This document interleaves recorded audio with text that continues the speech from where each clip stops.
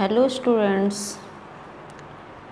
आज का हमारा टॉपिक है स्टैंडर्डाइज्ड टेस्ट। हम आज के इस वीडियो में पढ़ेंगे कि मानकीकृत परीक्षण क्या होते हैं, क्या उनका अर्थ होता है, क्या विशेषताएं होती हैं, सीमाएं, सभी हम इस वीडियो में पढ़ेंगे। अब सबसे पहले मानकीकृत परीक्षण का अर्थ यानी कि meaning of standardised test. Standardized test का यूज़ हम क्यों करते हैं? इसका यूज़ हम छात्रों की शैक्षिक योग्यता का कंपैरिजन करने के लिए विभिन्न परीक्षाओं में इसका उपयोग करते हैं। किंतु इस तुलनात्मक अध्ययन में केवल एक ही कक्षा के छात्रों की योग्यता की तुलना करना पर्याप्त नहीं है, बल्कि यहाँ हम देखना चाहेंगे कि एक कक्षा के छात्र दूसरी कक्षा के छात्रों से, एक आयु समूह के छात्र दूसरी आयु समूह के छात्रों से, एक स्थान के छात्र दूसरे स्थान के छात्रों से या एक विद्यालय के छात्र दूसरे विद्यालय के छात्रों से योग्यता में किस प्रकार अलग अलग हैं या भिन्न हैं। शिक्षक निर्मित परीक्षाएं हमारे सामान्य कामकाज की दृष्टि से सुविधाजनक होती हैं, जैसे कि एक किसान अपना अनाज तौलने के लिए ईंट या पत्थर के बाटों का से काम चला लेता है। दर्जी कपड़ा नापने के लिए कपड़े का ही फीता बना लेता है, और जो साधारण मिस्त्री है वो भवन निर्माण करने में हाथ या बालिश्त का प्रयोग करके लंबाई नापने में कर लेता है। उसी प्रकार एक शिक्षक अपने छात्रों की किसी विषय संबंधी योग्यता का मूल्यांकन करने के लिए एक साधारण सा टेस्ट बना लेता है, किंतु यह सभी प्रमाणिक उपकरण नहीं माने जाते हैं। जिस प्रकार हम भार को ग्राम में प्रतिशत करते हैं, लंबाई को मीटर में प्रतिशत करते हैं, उसी प्रकार छात्र की विभिन्न विषय संबंधी योग्यताओं एवं व्यक्तित्व संबंधी अनेक विशेषताओं एवं कौशलों का मूल्यांकन करने हेतु हमें एक प्रमाणिक पैमाने की आवश्यकता पड़ती है।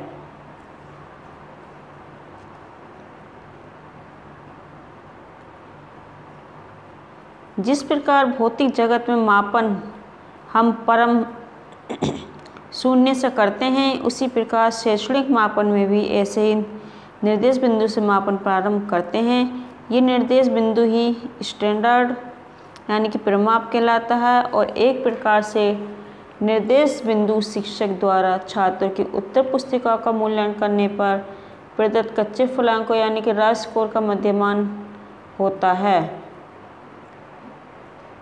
विशेष ढंग से चयनित ये समूह परिमापी समूह या स्टैंडर्डाइजेशन सैंपल कहलाते हैं, और वह परीक्षा जिस परिमाप निर्धारित किया जा चुका है स्टैंडर्डाइज्ड टेस्ट कहलाती है। संक्षेप में हम कहेंगे कि मानकीकृत परीक्षाओं से तात्पर्य उन परीक्षाओं से है जिनका परिमापीकरण कर दिया गया हो, अर्थात जिसके लिए सामान्य स्तर यानी कि नॉर्म्स तैयार कर लिए गए हों।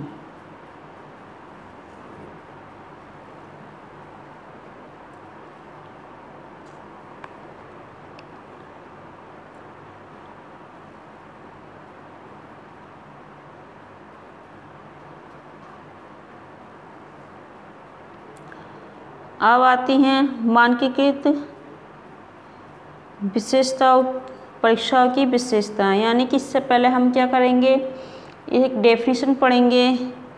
सीबी वुड के अनुसार इन्होंने क्या कहा है कि एक मानकीकृत परीक्षण वह परीक्षण है जिसमें विषय वस्तु का चयन अनुभव के आधार पर किया गया हो, जिसके मानक ज्ञात हों, जिसकी प्रशासन और फलांकन की समरूप विधियों को विकसित किया गया हो तथा फलांकन को वस्तुनिष्ठ विधि से किया गया हो। यानी कि एक स्टैंडर्डाइज्ड टेस्ट वह टेस्ट होता है जो जिसकी कंप्लीट विषय वस्तु होती है, जिसके मानक तैयार होते हैं, उसका एडमिनिस्ट्रेशन रेडी होता है, इसके स्कोर्स तैयार होते हैं, इसका मेथड तैयार होता है, और इन सब का लास्ट में फिर स्कोरिंग करके उसको बताया जाता है कि ये रिलायबल है, वैलिड है या नहीं है। अब पढ़ेंगे करेक्टरिस्टिक्स ऑफ स्टैंडर्डाइज्ड टेस्ट।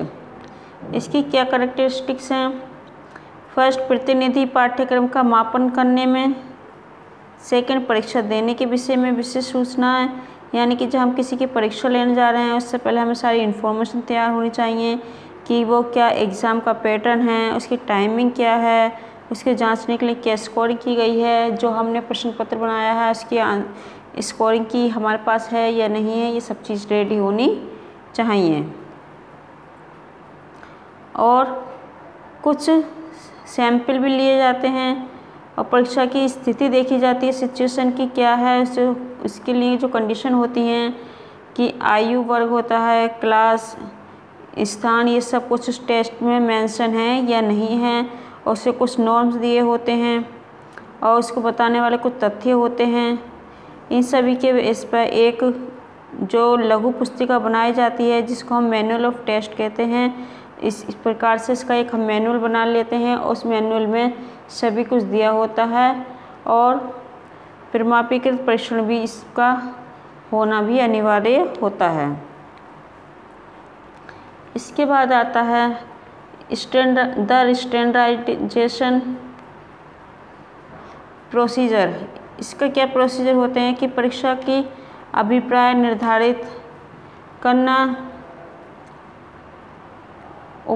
उपयुक्त पाठ्यक्रम तथा उद्देश्यों का विश्लेषण करना, प्रश्न की रचना करना, उसकी प्रिपरेशन करना, उसके एग्ज़ाम प्रश्नों का सिलेक्शन करना और प्रश्नों की वैलिडिटी देखना कि वो वैलिड हैं या नहीं हैं। यानी कि जब हम किसी प्रमाणीकरण प्रक्रिया को तैयार करते हैं तो इन सारे पॉइंट्स को उसमें होना ज़रूरी है। अब इन पॉइंट्स की हम डिटेल पढ़ेंगे।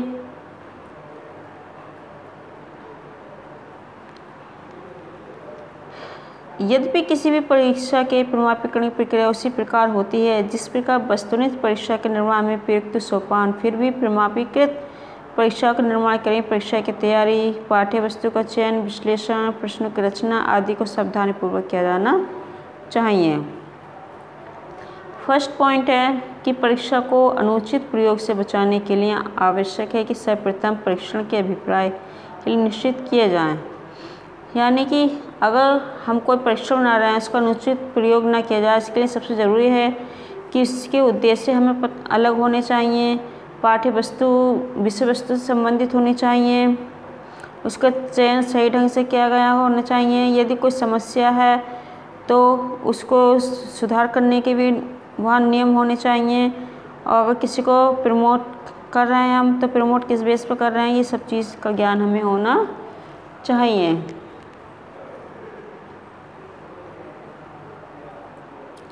सेकंड पॉइंट है उपयुक्त पाठ्यक्रम निर्धारित करना। यानी कि परीक्षा संबंधी उद्देश्य निश्चित कर लेने के पश्चात परीक्षण निर्माता उपयुक्त पाठ्यक्रम का चयन करता है जिसके आधार पर वह परीक्षा का निर्माण कर सके तथा उन सभी उद्देश्य की प्राप्ति कर सके जो उसने पूर्व में निश्चित किए हैं। परीक्षण निर्माता का एकमात्र उद्देश्य उपयुक्त पाठ्यक्रम चयन की दृष्टि से यह होना चाहिए कि जिस सामग्री का समावेश करना चाहता है वह अधिक से अधिक वैलिड हो।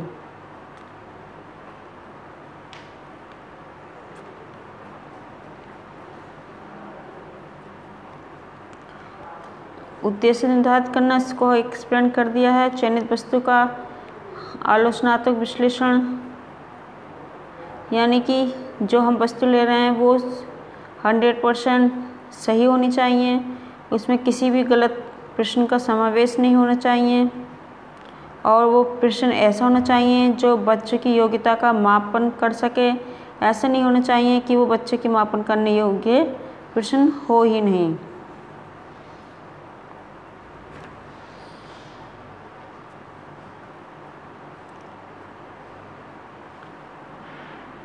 इसके बाद आता है थर्ड, प्रश्नों की रचना, कंस्ट्रक्शंस ऑफ टेस्ट आइटम्स। परीक्षा के प्रश्नों की रचना करते समय यह ध्यान में रखना चाहिए कि प्रश्न पूरे पाठ्यक्रम से लिए गए हों और प्रश्नों में वे सभी विशेषताएं होनी चाहिए जो एक अच्छे प्रश्न में होती हैं। प्रश्न की सबसे प्रमुख विशेषता उसका वस्तुनिष्ठ विभेदीकरण होना माना जाता है। इसके अतिरिक्त कुछ बातों का ध्यान रखना चाहिए कि ऐसे प्रश्नों को न रखा जाए जिनका उत्तर अनुमान से दिए जाने की संभावना हो। प्रश्नों का स्वरूप इस प्रकार निश्चित किया जाए ताकि छात्र विशेष व्यक्तिगत तौर पर लाभ न उठा सकें। और प्रश्नों में सदैव कभी नहीं आदि शब्दों का प्रयोग यथासंभव न किया जाए, क्योंकि ये स्पेसिफिक डिटर्मिनर्स प्रश्न को कम विश्वसनीयता बना देते हैं। 4th पॉइंट, परीक्षण का प्रारंभिक प्रारूप। इस हेडिंग के अंतर्गत प्रश्नों को प्रश्न पत्र के रूप में लिखकर उसे परीक्षण का रूप दिया जाता है। परीक्षार्थी को निर्देश, परीक्षण की कुंजी आदि को तैयार किया जाना चाहिए और ये है परीक्षण प्रारंभिक ट्राई आउट के लिए तैयार होने चाहिए। इसके बाद आता है 5वां हेडिंग, प्रश्नों का चयन। प्रश्नों का चयन करते समय बहुत अच्छे से हमें सावधानीपूर्वक प्रश्नों का चयन करना चाहिए, बहुत ध्यान से करना चाहिए। ये देखना चाहिए कि प्रश्न विश्वसनीय, वैध हैं या नहीं हैं। और जब हम परीक्षा लेने के बाद परीक्षार्थियों की उत्तर पुस्तिकाओं का मूल्यांकन करते हैं तो उनमें से उन प्रश्नों को छांट लिया जाता है जिन्हें 75% या उससे अधिक परीक्षार्थियों ने सही हल किया है, तथा जिन्हें 25 परीक्षार्थियों ने सही हल नहीं कर पाए हैं। 75% वाले प्रश्न अत्यंत सरल तथा 25% वाले प्रश्न अत्यंत कठिन समझे जाते हैं।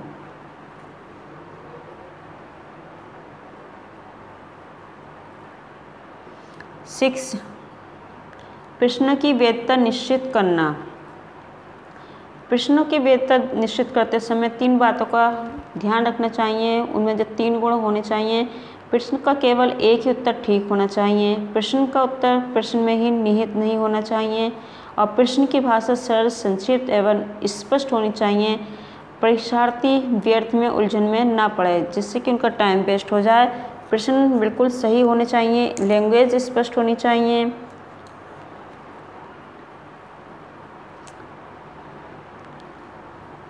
सेवन, समांतर परीक्षा प्रारूप तैयार करना। प्राय सभी प्रमाणीकृत परीक्षणों का एक समांतर प्रारूप भी तैयार किया जाना चाहिए जो आकार, रूप, कठिनाई स्तर एवं अन्य दृष्टियों से परीक्षण के मूल रूप के समरूप ही होता है। और इसका उद्देश्य इस प्रकार करना चाहिए, इस पर्पज से तैयार करना चाहिए कि परीक्षार्थियों की पुनः परीक्षा लेने की आवश्यकता पड़े तो दूसरे समांतर प्रारूप का प्रयोग किया जा सके। एक ही परीक्षा को 2 बार प्रशासित किया जाना मनोवैज्ञानिक दृष्टि उचित प्रतीत नहीं होता है। मानक निर्धारण, डिटर्मिनेशन टेस्ट नॉर्म्स। प्रमाणीकरण की परिभाषा से स्पष्ट है कि एक प्रमाणीकृत परीक्षा वह होती है जिसके मानक निश्चित कर लिए गए हों। इस दृष्टि से परीक्षा के प्रमाणीकरण हेतु मुख्य मानक जैसे आयु मानक, ग्रेड मानक, शतांशीय मानक यानी कि परसेंटाइल नॉर्म्स तैयार कर लिए जाते हैं और इन मानकों के कभी कभी प्रमाणिक मानक स्टैंडर्ड नॉर्म्स स्थापित करने की आवश्यकता पड़ जाती है। 9, परीक्षा का अंतिम प्रारूप। परीक्षा का अंतिम प्रारूप दिए जाने के बाद संपूर्ण परीक्षा एक बार पुनः वैधता विश्वसनीयता ज्ञात की जाती है। परीक्षा की वैधता किसी उपयुक्त कसौटी के आधार पर स्थापित की जाती है तथा विश्वसनीयता ज्ञात करने के लिए निम्न प्रविधियों का प्रयोग किया जाता है। First, test retest method. Second, split half method. Third, parallel from method and fourth, KR formula. 10 point, परीक्षण छपाई सामग्री, प्रिंटिंग टेस्ट मटेरियल। परीक्षा को अंतिम रूप दिए निश्चित हो जाने के बाद समझ संबंधी सामग्री छपवा ली जाती है। परीक्षण का विस्तृत ब्यौरा परीक्षण मैनुअल, टेस्ट मैनुअल के रूप में प्रस्तुत किया जाता है और उस मैनुअल में सारी चीज़ें इंडिकेट कर दी जाती हैं। जितने 10 पॉइंट्स बताएं, 10 के 10 पॉइंट्स इस मैनुअल में होते हैं। उसको किस प्रकार से अप्लाई करना चाहिए, उसके लिए क्या प्रिकॉशंस होने चाहिए, क्या लिमिटेशंस होने चाहिए, क्या कैरेक्टरिस्टिक होने चाहिए, क्या पर्पस होने चाहिए, सभी चीज़ यहाँ तक कि आंसर की भी और क्वेश्चन का पूरा पैटर्न मैनुअल में सारा दिया हुआ होता है। अब आते हैं मानकीकृत परीक्षाओं के गुण, मेरिट्स ऑफ स्टैंडर्डाइज्ड टेस्ट। इनके यहाँ 9 पॉइंट गुण दिए हुए हैं, जिसमें से कुछ इम्पोर्टेंट गुण को यहाँ एक्सप्लेन किया जाएगा कि ये परीक्षाएं छात्र का शैक्षिक एवं व्यावसायिक मार्गदर्शन करने में सहायक होती हैं। ये परीक्षाएं विद्यार्थियों का वर्गीकरण करने में सहायक होती हैं। ये परीक्षाएं कक्षा संबंधी विभिन्न समस्याओं को हल करने में सहायक होती हैं। ये परीक्षाएं छात्र का व्यक्तित्व का पूर्ण रूप से परीक्षण करती हैं। और ये परीक्षाएं विभिन्न विद्यालय में पढ़ने वाले विद्यार्थियों अथवा एक ही कक्षा में पढ़ने वाले लड़के एवं लड़कियों की बुद्धि और योग्यता में अंतर करने में सहायक होती हैं। इसके बाद आती हैं इसकी कुछ लिमिटेशंस हैं। Limitations of standardised test. इन परीक्षाओं में विषय का एक निश्चित क्षेत्र ही कवर किया जाता है। ये परीक्षाएं उन प्राप्त उद्देश्यों का मापन नहीं करती हैं जिनका मापन एक अध्यापक करना चाहता है। ये परीक्षाएं किसी स्थान विशेष, प्रदेश अथवा विद्यालय विशेष में निर्धारित तो पढ़ाई गई सामग्री पर आधारित नहीं होती हैं। इन परीक्षाओं में प्राय समानता परीक्षा प्रारूप का अभाव रहता है। एंड लास्ट पॉइंट, ये परीक्षाएं छपाई की दृष्टि से अत्यंत महंगी होती हैं।